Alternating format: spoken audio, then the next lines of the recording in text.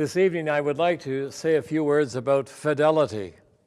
That is faithfulness in our lives as a journey through the many twists and turns, an example and decisions that we make in our lives.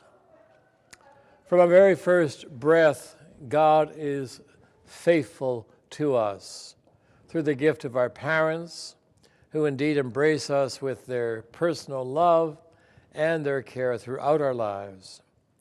And so as we grow and respond to the needs of the world, we realize how fidelity is so important in our families and the family of faith in our schools.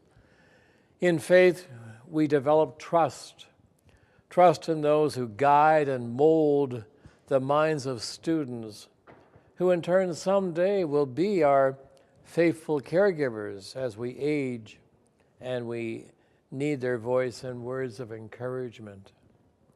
Coupled with fidelity is the action of commitment.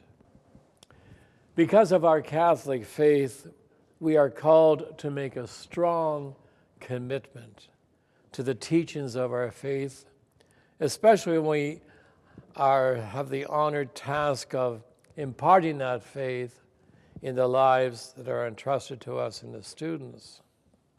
It never ceases to amaze me of how committed our Catholic teachers are in our schools, and that, of course, comes from their own personal faith in life.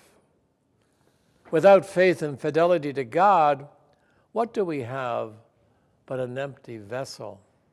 And so that vessel has to be filled with a great deal of prayer and trust in God, that we are fulfilling our call to be faithful stewards of His teachings and of His love. The other day I was reading some words of Pope Francis, who I think is the greatest, but nevertheless, and he says this, he says that to be a Christian isn't easy, but means having faith and striving to have a moral life even when it's hard, trusting in God and His love during moments of weakness and anxiety. He says Christianity doesn't offer any easy consolations. It's not a shortcut, but requires faith and a healthy moral life, which really rejects selfishness and corruption.